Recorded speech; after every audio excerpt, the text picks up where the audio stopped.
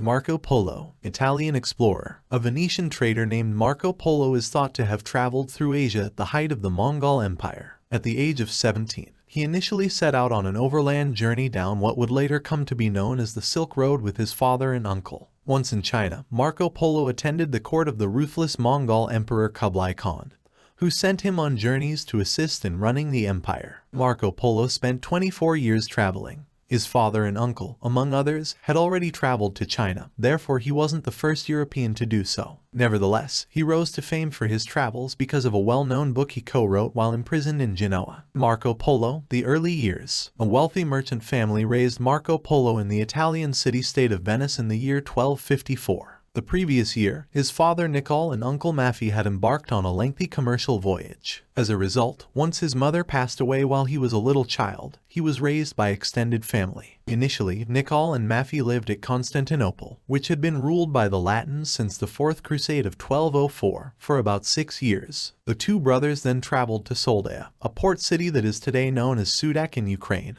where they lived in a home. They may not have been able to return home because of the Byzantine reconquest of Constantinople in 1261 and unrest in the Mongol Empire. So Nicole and Maffei headed east to engage in commerce in goods like silk, diamonds, furs, and spices. They were persuaded to travel to Kublai Khan, the grandson of Genghis Khan, who ruled over a sizable portion of Asia, after spending 3 years in Bukhara in modern-day Uzbekistan, at the urging of the Mongolian embassy. After questioning them about European events, Kublai made the decision to send them on a diplomatic mission to the Pope. Finally returning to Venice in 1269, the two brothers were there when Marco Polo and Nicole first crossed paths. Marco Polo's travels along the Silk Road. 2 years later, this time with Marco at their side, Nicole and Maffei set sail for Acre in modern-day Israel. They returned to Acre to pick up gifts, papal documents, and 2 friars from newly elected Pope Gregory X.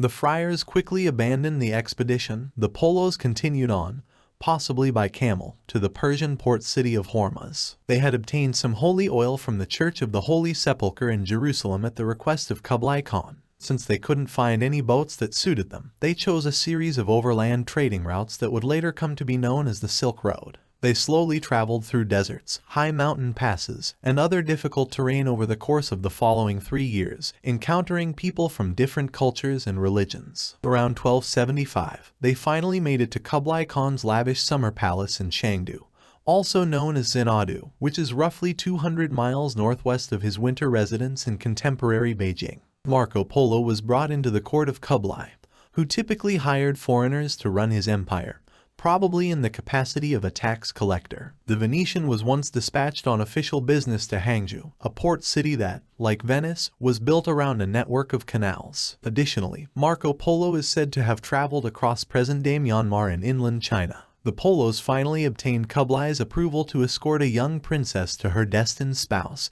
Arghun, the Mongol Emperor of Persia, after years of requesting a break from servitude. The Polos were part of a fleet of 14 ships that departed from Zaytun in 1292, made a brief stop in Sumatra, and finally arrived in Persia 18 months later only to learn that Arghun had passed away. It was forced upon the princess to wed Arghun's son. The Polos, on the other hand, stayed with Arghun's brother for 9 months before traveling to Venice through Negropont, Constantinople, and Trebizond. They returned in 1295, a year after Kublai's death precipitated the unstoppable decline of the Mongol Empire. Marco Polo in Venice. Shortly after, Genoa, Venice's bitter enemy, captured Marco Polo in combat. With the aid of notes made during his travels, Marco Polo reverently described Kublai Khan and his palaces, as well as paper money, coal, postal service, eyeglasses, and other innovations that had not yet appeared in Europe. While imprisoned, he met the Arthurian adventure writer Rustichello of Pisa, with whom he would collaborate on a 1298 manuscript called Description of the World. Additionally, he related self-aggrandizing stories that were partially false concerning the Mongol Empire's subjects' sexual customs,